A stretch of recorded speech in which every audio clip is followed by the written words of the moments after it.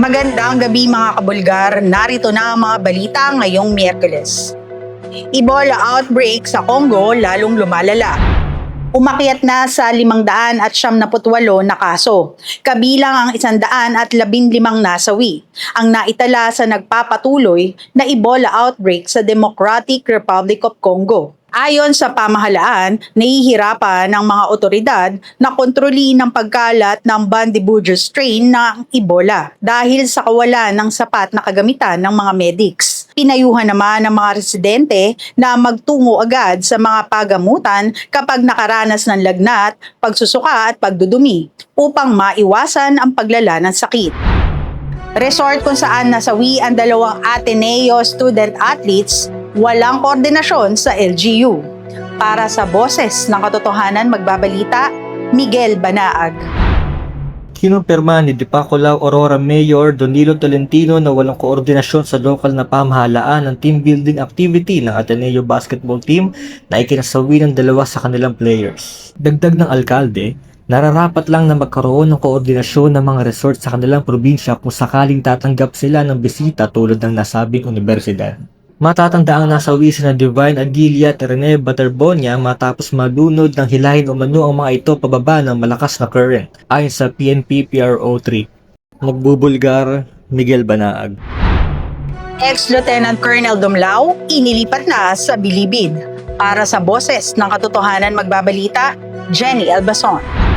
Mula sa kustodiya ng Philippine National Police Custodial Center, inilipat na sa New Bilibid Prison si dismissed Police Lieutenant Colonel Rafael Dumlao. Si Dumlao ang itinuturong mastermind sa pagkidnap at pagpatay sa Koreanong negosyante na si Ji Ik-ju noong 2016 upang makakuha umano ng 5 milyong pisong ransom mula sa asawa ng negosyante. Ito ay matapos maaresto si Dumlao sa isang bahay sa Quezon City umaga nitong Martes.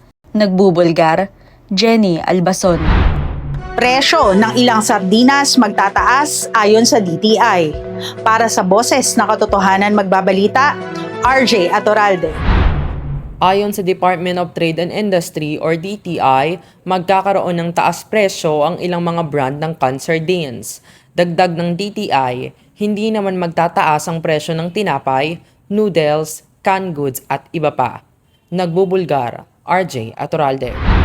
Pakinggan naman natin ngayon ang Boses ng Bayan. Sa gitna ng isyu na kinakaharap ng bansa, mahalagang marinig ang boses ng masa. Magandang araw mga kabulgar, ako si Kyle Sherin Bago at samahan niyo akong alamin ang pananaw ng masang Pilipino patungkol sa biglang pagtaas ng presyo ng ibang kilalang brand ng canned sardines ayon sa DTI. Wala naman tayo magagawa dyan siguro sa ninong pagtaas ng gasolina, apektado, kaya normal na rin siguro. Malaki epekto talaga, lalo lang sa mga mahihirap, diba? Kadalasan kinakain nila. Malungkot kami kasi medyo nagmahal yung sardinas at saka mga bilihin. Dahil sa kamahalan na yun na naapektuhan yung ano namin, kalusugan at pamumuhay. Makakain kami ng marami. Ayun. Kunti na lang kasi nauubos na sa kamahal ng bilihin. Mahirap na nga po ang buhay tapos tataas pa lahat ng mga presyo ng bilihin. Paano na yung natin kasi sa hirap ng buhay tapos mga bilihin pa natin ang tataas. Maghanap buhay ka nga ma'am. Yung mahal naman ng bilihin tapos yung mga presyo ng bilihin mo syempre wala rin. Wala rin ng kinita mo kasi napunta lang din sa mga binibili mo na ano. At yan ang mga opinyong nakalap sa araw na ito. Para sa Boses ng Katotohanan, ako si Kyle Sherin Bago, nagbubulgar. Nagpasalamat si Sita Astals dahil naging bahagi siya ng pelikulang Home Along the Realest, The Reunion. Lubos ang pasasalamat ni Sita Astals dahil nakasama siya sa reunion movie ng hit sitcom na Home Along the Realest na pinamagatang Home Along the Realest, The Reunion. Ako po ay tuwa-tuwa na ako ay kahit paano talaga pinilit na ibalik dito. I'm really so happy and so grateful. Ito ang naging pahayag ng aktres sa media conference ng pelikula, kung saan inalala niya ang pagbabalik sa proyektong minsan naging malaking bahagi ng kanyang karera. Nagbahagi rin si Sita ng isa sa mga hindi niya makakalimutang karanasan nung panahon ng original na sitcom kasama ang yumaong comedy king na si Dolphy. Hindi ko alam kung anong klaseng acting ang gagawin ko. But it was Tito Dolphy who said, no, just do it. You're the boss, you beat them up. And He was so welcoming. Ayon kay Sita, ang payong ito ni Dolphy ang nagbigay sa kanya ng kumpiyansa sa pagganap noong nagsisimula pa lamang siya sa kanyang role. Nagbahagi ng saloobin si Jasmine Curtis Smith tungkol sa online harassment at misogyny.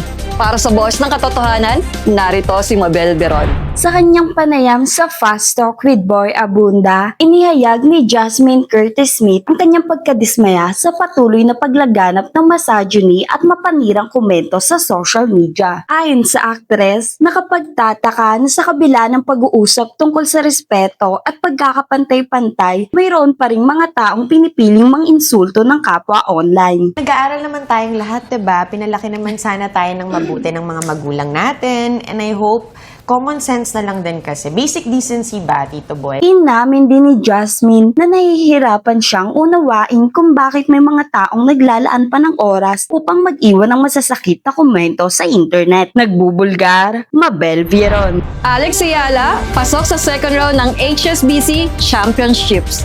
Para sa Boss ng Katotohanan, narito si Janelle Belmonte. Wagi ang Filipina tennis star na si Alex Ayala sa kanyang debut match sa Women's Tennis Association 500 HSBC Championships sa London matapos patapain si Zhang Suwei ng China sa score na 6-3 at 6-2 nitong Martes, June 9. Bagamat naunang lumamang si Zhang sa unang set, agad naman nakabawi si Ayala sa tulong ng kanyang mga powerful ground stroke. Bukod dito, sinamantala rin ng Pinay tennis ace ang mga unforced error ng veteranong Chinese player na nagresulta sa pagkakuha niya ng panalo sa second set. Nakatakdang harapin naman ni Ayala si Ivkovic ng Amerika sa round of 16 ngayong gabi, June 10. Nagbubulgar, Janelle Belmonte. Nako, Mitch, tag-ulan na. Anong balita mo? Ay, speaking of tag-ulan, Feli, alam mo ba, yung simbahan ng Santa Clara, dati yan nag-o-offer yan na, ang ino-offer doon ng mga nagdarasal is itlog. Okay. Ngayon is mga canned goods na ang kanilang inaalay. Bago yan Ngayon ko lang nalaman yan paano na lang yung grocery natin since sabi nga ng DTI, magtataas ng presyo yung mga sardinas, di ba? Kaya maapektuhan pala, no? Kasi lumalabas lang dyan na ang isang lata na pala ng sardinas is parang hindi na pangmasa ang presyo. Yes. So yun nga di ba? Bahala. Siyempre, lahat naman tayo, alam naman natin na pagka ganitong panahon, lalo tag-ulan, isa ang sardinas sa mga talagang kinakain natin, di ba? At saka siyempre yung masang Pilipino, yun na talagang kinakain natin. At saka yung mga noodles, buti na lang hindi yun, no? Pero, hindi naman, mga pili pa lang sa ngayon, sabi ng DTI. Pero syempre, alam mo nang tumaas na yung iba, syempre gagaya na rin yung ibang manufacturer, di ba? Ganun na nga. May domino effect. Oo, totoo. So, simula pa lang yan. So, sana naman, mabigyan ng pansin na magbalik sa dating presyo lahat ng kakainin natin, para medyo okay sa budget. Oo, pasok sa budget, diba? Kaya nga. So, abangan natin yung mga susunod na mangyayari sa mga grocery, di ba? Kung merong pagbabago sa mga presyo ng iba pa commodities. Okay. At yan ang mga boses na nangibabaw sa araw na ito. Ako, si Feli Nang. At para sa iba pang detalye ng mga balita, tumutok sa aming website, www.bulgaronline.com. Maaari rin kayong tumutok sa aming mga social media accounts. Ako si Mitch Maka. Sa panahong mahalaga ang katotohanan, paiingayin pa rin ang boses ng bayan.